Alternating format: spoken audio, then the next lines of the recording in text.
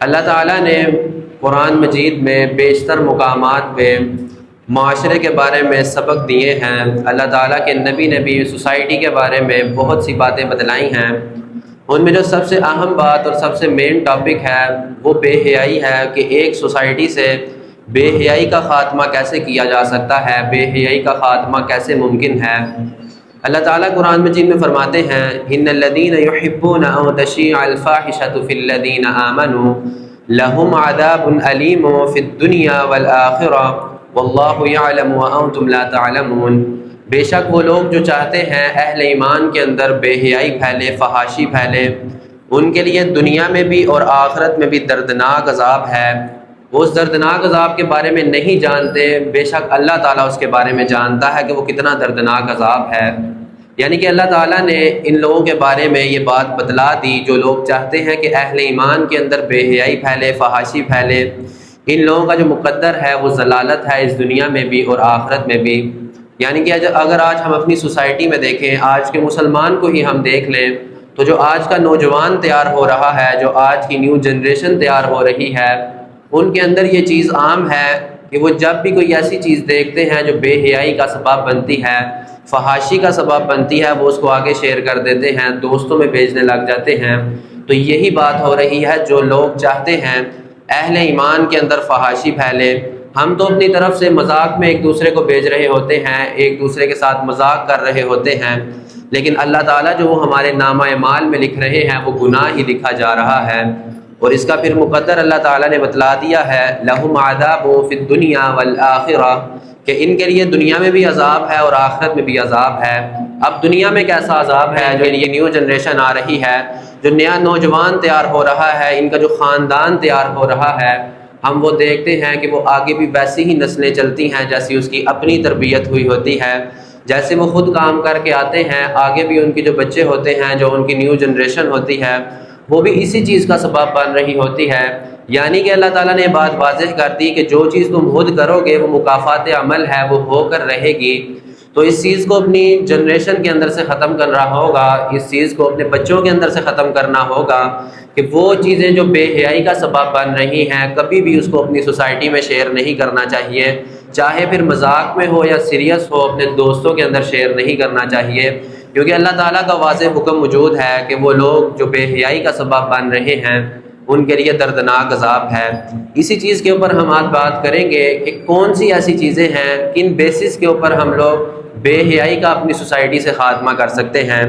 سب سے پہلے جامعہ ترمذی کی حدیث ہے، اللہ تعالیٰ کے نبی حضرت محمد مصطفیٰ صلی اللہ علیہ وآلہ وسلم فرماتے ہیں کہ اللہ تعالیٰ ایسے شخص سے بغض رکھتا ہے، ایسے شخص سے بغض کرتا ہے جو شخص بے حیائی پھیلاتا ہے اور جو شخص زبان درازی کرتا ہے۔ یعنی کہ دو قسم کے لوگ اللہ تعالیٰ نے بتلا دیے ہیں کہ دو قسم کے ایسے لوگ،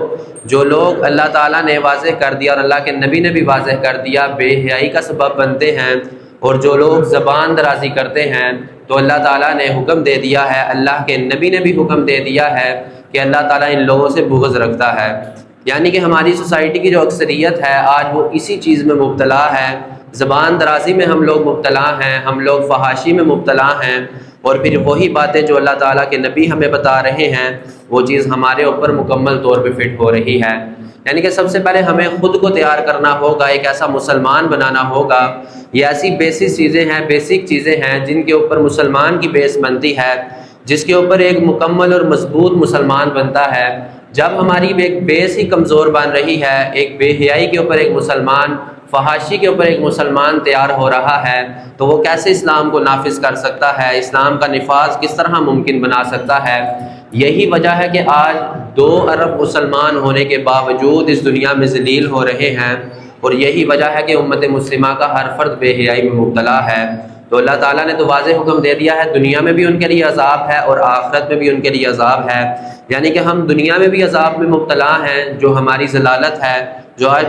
2 ارب مسلمان ہونے کے باوجود فلسطین میں جو کچھ ہو رہا ہے، شام میں جو کچھ ہو رہا ہے مسلمانوں کے ساتھ، پاکستان میں جو کچھ ہو رہا ہے، انڈیا میں جو مسلمان ہیں ان کے ساتھ جو کچھ ہو رہا ہے، بنگلہ دیش میں جو کچھ ہو رہا ہے، یہ تمام کی تمام چیزیں ہمارے سامنے واضح موجود ہیں کہ اللہ تعالیٰ نے جو بات کی ہے وہ اللہ تعالیٰ پوری کر کے دکھاتا ہے۔ اللہ تعالیٰ نے کبھی بھی کوئی ایسا وعدہ ادھورا نہیں چھوڑا، اس وعدے کو پورا کیا ہے۔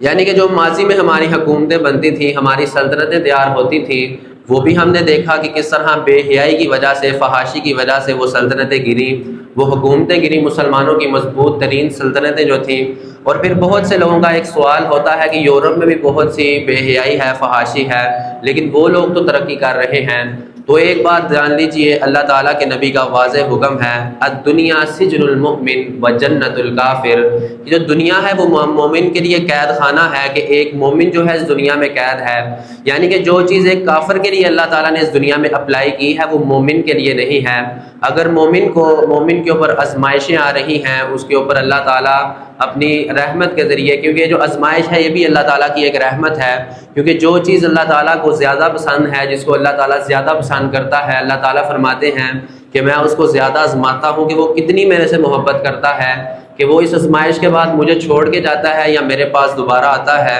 تو اللہ تعالیٰ اس لیے مسلمانوں کو، مومنوں کو آزماتے ہیں کہ جو چیز ہم گناہ اس دنیا میں کر رہے ہیں، ہمیں دنیا میں ہی اس کا ریٹرن ملنا شروع ہو جاتا ہے۔ ہم جو کچھ نیک کام کرتے ہیں، ہمیں اس کا ریٹرن دنیا میں ہی ملنے لگ جاتا ہے، اور آخرت میں تو ایک الگ ہمیں انعامات ملنے ہیں۔ لیکن جو کافر ہیں، جو غیر مسلم ہیں، ان کے لیے یہ چیز الٹ ہے کہ وہ لوگ چاہے گناہ کریں یا نیکی کریں، اللہ تعالیٰ نے دنیا میں ہی ان لوگوں کو اس کا ریٹرن دینا ہے، اور جو آخرت میں ان کے مقدر میں چیز آنی ہے وہ صرف اور صرف عذاب ہے، کیونکہ وہ لوگ اللہ تعالیٰ پہ ایمان نہیں لائے اور نہ ہی اللہ تعالیٰ کے انبیاء کرام پہ ایمان لے کے آئے ہیں۔ تو یہ چیز ایک مسلمان کے سمجھنے کے لیے بہت ضروری ہے، جو یہ سوال کرتے ہیں کہ یورپ میں، کفار میں تو بہت بے حیائی ہے، لیکن وہ تو اوپر ہی جاتے جا رہے ہیں، لیکن مسلمان جو ہیں اللہ تعالیٰ کی عبادات کرتے ہیں، اللہ تعالیٰ کے نبی کی اطاعت کرتے ہیں، تو اس کے ساتھ ایسے کیوں ہو رہا ہے؟ اس کی ایک اور وجہ یہ ہے کہ مسلمان منافقت کرتا ہے۔ مسلمان ایک طرف اللہ تعالیٰ کا نام لیتا ہے، اللہ تعالیٰ کے نبی کا نام لیتا ہے، ان کی اطاعت کرتا ہے، لیکن دوسری طرف اللہ تعالیٰ کی نافرمانی بھی کرتا ہے، اللہ تعالیٰ کے نبی کی نافرمانی بھی کرتا ہے۔ تو پھر ایک بات جان لیجئے کہ دو دشمن ایک گھر میں اکٹھے نہیں رہ سکتے۔ یا تو آپ کو مکمل طور پہ ہمیں اللہ تعالیٰ کو اپنانا ہوگا، اللہ تعالیٰ کے نبی کو اپنانا ہوگا، یا پھر ہمیں مکمل طور پہ فحاشی کی طرف چلے جانا چاہیے، کیونکہ جو درمیانی راستہ ہے یہ منافقت کا راستہ ہے، منافق لوگ درمیانی راستہ اختیار کرتے ہیں۔ تو ہمیں اس چیز کے اوپر غور کرنا چاہیے کہ جو ہماری سوسائٹی آج بے حیائی کا باعث بن رہی ہے، تباہی کی طرف جا رہی ہے، اس کا جو سب سے مین مقصد ہے، مین ٹاپک جو ہے، جو مین بیس بنائی گئی ہے، وہ ایک فحاشی ہے، ایک بے حیائی ہے۔ تو اس میں جو سب سے پہلا پوائنٹ ہے وہ دلوں میں ایمان، تقویٰ اور اللہ تعالیٰ کا خوف پیدا کر کے ہم لوگ اپنی سوسائٹی سے، اپنے دلوں سے بے حیائی کو نکال سکتے ہیں۔ سب سے پہلے ایک چیز سمجھنے کے لیے بہت ضروری ہے کہ اکثر ہمارے ذہنوں میں ایک خیال آتا ہے کسی کے بارے میں بھی، کسی غیر محرم کے بارے میں، اور وہ خیال ایسا ہوتا ہے کہ اگر اس خیال کو اگر ہم اسی وقت اپنے ذہنوں سے باہر نہ نکالیں تو وہ ہماری سوچ بن جاتی ہے، اور جو چیز سوچ بن جاتی ہے اس چیز کو پھر کبھی بھی باہر نہیں نکالا جا سکتا۔ تو اسی لیے جب وہ چیز پختہ ہو رہی ہے، ابھی وہ چیز ابھی پختہ نہیں ہوئی، ابھی وہ کہہ لیں کہ آپ اس کے اندر ابھی آپ سوچ رہے ہیں، اس کے خیال آ رہے ہیں، آپ کے ذہنوں میں صرف خیال آ رہا ہے، اگر آپ اللہ تعالیٰ کی طرف رجوع کریں گے تو اللہ تعالیٰ ضرور آپ کے لیے رحمت کا راستہ نکالے گا۔ لیکن اگر وہ چیز آپ کے ذہن میں، آپ کے دل میں، آپ کے دماغ میں اس نے اپنی جڑیں مضبوط کر لی ہیں، تو یاد رکھیے گا آپ بے شک کوششیں کر لیں، ہزاروں کوششیں کر لیں، وہ چیز آپ کے ذہن سے باہر نہیں نکلے گی۔ اس کو نکالنے کے لیے ضروری ہے کہ جب آپ کے ذہن میں وہ خیالات آ رہے ہیں، آپ اسی وقت اپنے ذہنوں سے وہ چیز نکالیں، اللہ تعالیٰ کا ذکر کریں، اللہ تعالیٰ کی طرف رجوع کریں، اللہ تعالیٰ نے جو حکم دیے ہیں اس کے اوپر بات کی جائے، اور پھر آخرت کی فکر کو بھی اپنے ذہن میں رکھا جائے کہ اگر ہم لوگ اس دنیا میں ان چیزوں میں پڑ گئے جن چیزوں میں غیر مسلم پڑ چکے ہیں، تو پھر آخرت میں ہمارے لیے تو وہ چیزیں نہیں ہیں جو ایک مومن کے لیے ہیں، جو ایک مسلمان کے لیے ہیں۔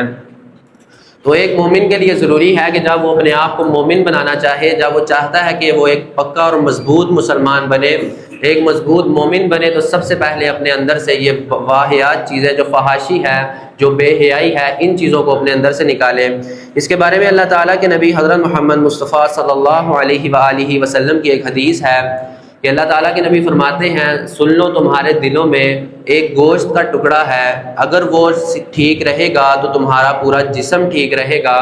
اگر وہ بگڑ جائے گا تو تمہارا پورا جسم بگڑ جائے گا۔ تو اللہ تعالیٰ کے نبی نے فرمایا وہ حصہ، وہ گوشت کا ٹکڑا تمہارا دل ہے، یعنی کہ اگر تمہارا دل جو ہے وہ اللہ تعالیٰ کی عبادات میں لگ رہا ہے، اللہ تعالیٰ نے جو حکم دیے ہیں، جو اللہ تعالیٰ کے احکامات ہیں، جو اللہ تعالیٰ کے نبی کے احکامات ہیں، اگر آپ کا دل ان چیزوں کی طرف لگ رہا ہے تو جان لیجیے آپ ایک پکے مومن ہیں، ایک پکے مسلمان ہیں، آپ اللہ تعالیٰ کے ہاں بھی کامیاب مسلمان ہیں۔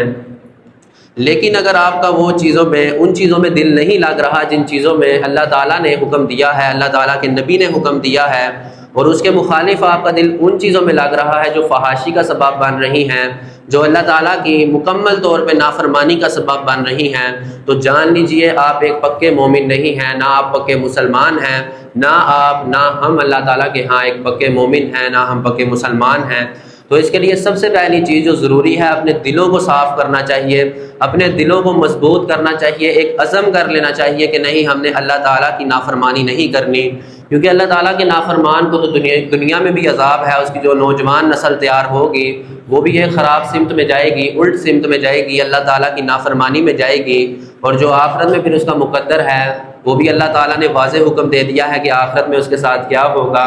تو اس لیے اپنی جنریشن کو تیار کرنا چاہیے، ایک اسلام کی بنیاد کے اوپر تیار کرنا چاہیے کہ جب ایک مومن، خود ایک مسلمان، جب اس کا وقت پہ نکاح کیا جائے گا، اس کے اندر سے وہ فحاشی ختم ہو جائے گی، اس کے ذہن میں بات ہوگی کہ میرے گھر میں بھی عورت بیٹھی ہے، میں اگر باہر کسی کی عورت کو چھیڑوں گا، کسی کی بہن بیٹی کو چھیڑوں گا تو میرے گھر میں بھی بہن بیٹی کسی کی بیٹھی ہے، میری بیوی بیٹھی ہے، کل کو اس میں سے میری بھی بیٹی ہوگی، کل کو اس کو بھی کوئی چھیڑے گا تو وہ اس مسلمان نوجوان کے اندر وہ بات ذہن میں بیٹھی رہے گی۔ سب سے بڑی چیز، جو بڑی غلطی ہماری سوسائٹی کے اندر ہے وہ یہ ہے کہ نوجوانوں کی وقت کے اوپر شادی نہیں کی جاتی، نکاح نہیں کیا جاتا، نکاح کو اتنا مشکل بنا دیا گیا ہے، شادی کو اتنا مشکل بنا دیا گیا ہے کہ جو حکم اللہ تعالیٰ نے دیا تھا، اللہ کے نبی نے دیا تھا، نکاح کا حکم اور ولیمے کا حکم، اس کو چھوڑ کے جو ہمیں ہندوستان سے، برِ صغیر سے جو چیزیں ہمیں ملی تھی، جو رسومات ہمیں ملی تھیں، ہم نے ان رسومات کو اپنانا شروع کر دیا، اور ایک غریب بندہ جو سوسائٹی میں شادی کرنا چاہتا بھی ہے، اس کے ذہن میں پھر وہ چیزیں آنے لگ جاتی ہیں کہ میں نکاح بھی کروں گا، ولیمہ بھی کروں گا، مہندی بھی کروں گا، برات بھی کروں گا، میرے پاس پیسے کدھر سے آئیں گے؟ وہ انہی چیزوں کی وجہ سے بیچارہ دب کے رہ جاتا ہے، اور اس کے اندر سے وہ جو نکاح کا اللہ تعالیٰ کے نبی نے بتایا ہے کہ یہ میرا طریقہ ہے، جو میرے طریقے پہ عمل نہیں کرے گا وہ مجھ میں سے نہیں ہے۔ تو جو چیز ہماری سوسائٹی کی ایک بیس ہی غلط بنائی جا رہی ہے، جب ایک مسلمان کی بیس ہی غلط بن رہی ہے تو کیسے وہ مسلمان اپنی نیو جنریشن کو تیار کرے گا اسلام کی بیس کے اوپر؟ وہ دیکھے گا کہ میرے والد کے اندر یہ تمام چیزیں پائی جاتی ہیں، تو میں کس طرح اپنے آپ کو چینج کروں، میں کس طرح ان فحاشی سے باہر نکلوں، جبکہ میرے والد جو ہیں وہ بھی اس طرح کرتے رہے ہیں، وہ بھی اس طرح کر رہے ہیں۔ تو وہ چیز دیکھے گا بچہ، کہے گا کہ میں تو کبھی بھی عمل نہیں کروں گا، کیونکہ جب میرا والد، میرا باپ اس چیز پہ عمل نہیں کر رہا تو میں خود بھی کبھی عمل نہیں کروں گا۔ اور یہی چیز آج ہماری سوسائٹی کے اندر موجود ہے کہ ہم دیکھتے ہیں کہ جو ہمارے نوجوان ہیں وہ مسلسل اللہ تعالیٰ کی طرف سے دور ہوتے جا رہے ہیں، دلوں میں بس تھوڑا سا خوف ہے کہ ہم اللہ تعالیٰ کے بندے ہیں، روز قیامت اللہ تعالیٰ کے نبی ہماری شفاعت کر کے ہمیں بچا لیں گے، لیکن اللہ تعالیٰ نے جو اتنا بڑا ایک قرآن بھیجا ہے، اللہ تعالیٰ کی طرف سے جو کتابیں آئی ہیں، اللہ تعالیٰ کے نبی کی طرف سے جو ہمیں احکامات ملے ہیں، ان پہ پھر کس نے عمل کرنا ہے؟ تو سب سے پہلے ہمیں اپنی سوسائٹی کی جو بیس ہے وہ اسلام کی بیس کے اوپر بنانی ہوگی، اسلام کی بنیاد کے اوپر بنانی ہوگی، اور وہ یہ ہے کہ جب ایک نوجوان جو ہے وہ بالغ ہو، ایک مسلمان مرد جو ہے بالغ ہو، نوجوان ہو، اس کا اسی وقت نکاح کر دیا جائے، تاکہ اس کو پتہ ہو کہ میرے گھر میں بھی ایک عورت بیٹھی ہے، اگر میں کسی کی عورت کو چھیڑوں گا تو میرے گھر میں بھی ایک عورت ہے، کل کو اس کو بھی کوئی چھیڑے گا، تو اس کی جو وہ پھر سوچ ہے، اس کی سوچ اللہ تعالیٰ کی کتاب کی طرف آئے گی، اللہ تعالیٰ کے نبی کے احکامات کی طرف آئے گی، اور وہ پھر اپنے بچوں کی جو تربیت ہے وہ بھی اسی چیز کے اوپر کرے گا، ان کے بھی وقت پہ نکاح کروائے گا، اور وہ یہ نسل جو ہے آگے اسی طرح پروان چڑھتی جائے گی، اور اس نسل کی جو، اس جنریشن کی جو تربیت ہوگی وہ پھر اللہ تعالیٰ کے نبی کے احکامات کے اوپر ہوگی، اللہ تعالیٰ کے قرآن کے مطابق ہوگی۔ ہم یہ چیزیں سن تو لیتے ہیں لیکن اس پہ ہم عمل نہیں کرتے، یہ بھی ایک مسلمان معاشرہ جو ہے، جو ایک معاشرہ تباہی کی طرف جاتا ہے، یہ بھی اس کا ایک سبب بن رہا ہے کہ ہم نے ہمیشہ جو چیزیں سنی ہیں ہم نے کبھی کوشش نہیں کی کہ اس کے اوپر عمل بھی کیا جائے، اس کو کبھی مانا بھی جائے، بس ہم سن لیتے ہیں، تھوڑی دیر دل میں خوف پیدا ہوتا ہے، دنیا کے کاموں میں ہم جب لگتے ہیں وہ چیز ہمارے ذہنوں سے نکل جاتی ہے۔ تو یہ چیز سب سے مین جو اسلام نے ہمیں چیز بتائی ہے کہ وقت پہ لوگوں کا نکاح کرو، اپنی نوجوان نسل کا وقت پہ نکاح کرو، اس کی یہی بیس ہے، اس کا لاجک یہی ہے کہ ایک مسلمان نوجوان کی جو سوچ ہے اس کے اندر جو فحاشی ہے وہ ختم ہو جائے گی، اس کے اندر سے وہ غلط نظریات ختم ہو جائیں گے، غلط سوچیں ختم ہو جائیں گی، اور وہ ایک مضبوط مسلمان بنے گا، اور وہ اپنی نوجوانی میں ہی ایک مضبوط مسلمان بن جائے گا، اور وہ اپنی نوجوانی میں اپنے نوجوانوں کی تربیت کرے گا، اپنے ساتھیوں کی تربیت کرے گا، اپنے بھائیوں کی تربیت کرے گا، اپنے گھر والوں کی تربیت کرے گا۔ اور سب سے بڑھ کے جو ہماری سوسائٹی میں ایک چیز پائی جاتی ہے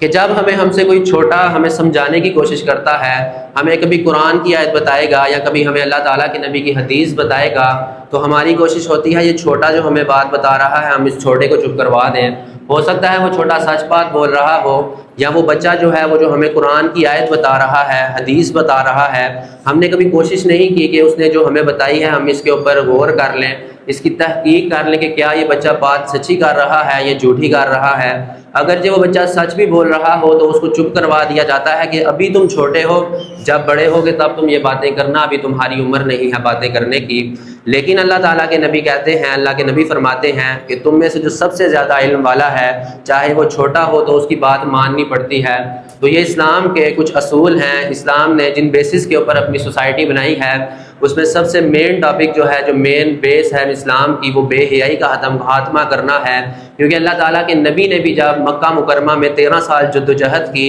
اس میں اللہ تعالیٰ کے نبی نے مسلمانوں کے اندر سے بے حیائی کو ختم کیا تھا، مسلمانوں کے نفسوں کو مضبوط کیا تھا کہ کہیں یہ فحاشی کی طرف نہ جائیں، بے حیائی کی طرف نہ جائیں، ان چیزوں کی طرف نہ جائیں جن چیزوں کی طرف شیطان ان کو لے کے جاتا ہے۔ تو ہمیں بھی ان چیزوں سے بچنا ہوگا، تب ہی ہم اپنی سوسائٹی کو ایک مکمل طور پہ اسلامک سوسائٹی بنا سکیں گے، ایک مکمل طور پہ ہم ترقی یافتہ سوسائٹی بنا سکیں گے۔ کیونکہ جو چیز میں نے پہلے بھی بتائی ہے، ایک کافروں کے لیے اللہ تعالیٰ نے سلیکٹ کی ہے، وہ مسلمانوں کے لیے نہیں ہے۔ مسلمانوں کے لیے الدنیا سجن المؤمن و جنت الکافر،